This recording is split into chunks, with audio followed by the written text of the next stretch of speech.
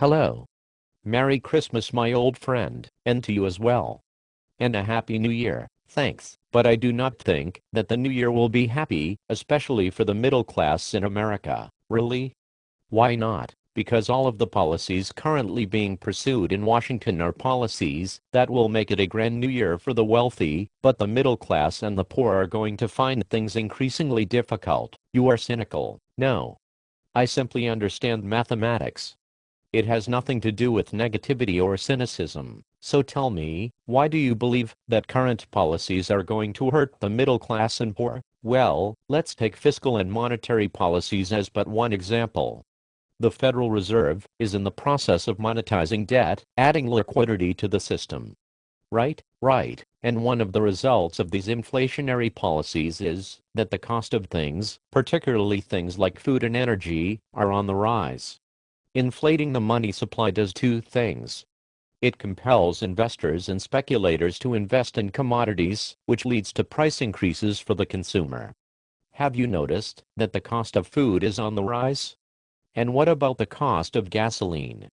Over $3 per gallon and still marching onward. Keep going. The second thing that happens when you inflate the money supply is that you make cheap cash more easily available to the big banks and investment firms. They essentially get really cheap money from the government and then use those monies to grow their own portfolios and coffers. But isn't this good for the middle class? Won't the middle class stock portfolios and retirement funds benefit from these policies? In nominal terms, yes, but in relative terms, no. And any substantive benefit will only impact the top 20 or so percent of Americans. You see, the government thinks that more money will not only lead to an increase in monetary velocity, which in essence just means spending and circulation, but that more money in the system will lead people to build their businesses and thus to create more jobs. That seems to make sense, but the reality will be different. Most people who benefit from loose monetary policies will either save their money or they will gamble in the international markets with their money. Very, very few will grow their businesses, because businesses in the United States need to be able to sell their products to other Americans, and the American middle class is losing its purchasing power by the minute. Can you explain what you mean? Sure. The salaries paid to middle-class workers are not keeping pace with the cost inflation that the average middle-class woman or man is facing. And loose monetary policies will only exacerbate this situation. Yes, more $10 per hour jobs might be created, but $10 per hour still leaves a worker at or below the poverty level. Okay. I hear what you are saying.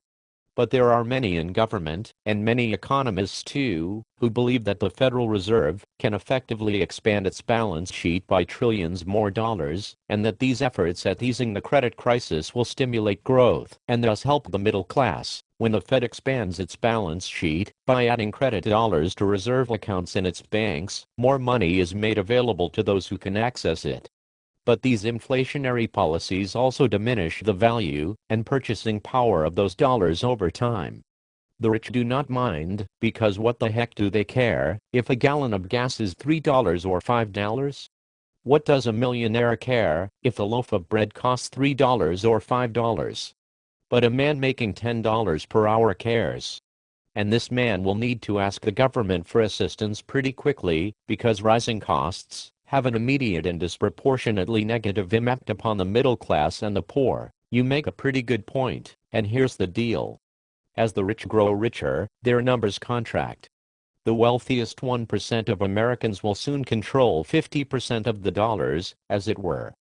But the numbers of middle-class and poor Americans will increase exponentially, because their dollars will not purchase as much as they once did, and their salaries will not nearly keep pace with the cost inflation of needed goods and services.